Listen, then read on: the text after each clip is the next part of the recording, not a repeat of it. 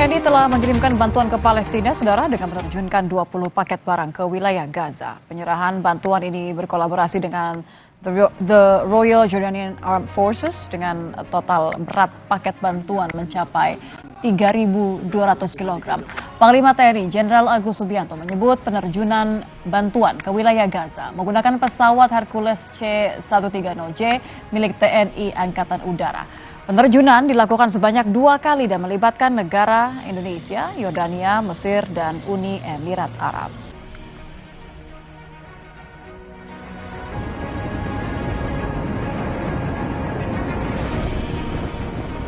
Indonesia berjumlah 27 orang dipimpin oleh Kolonel Penerbang Noto telah berhasil melaksanakan airdrop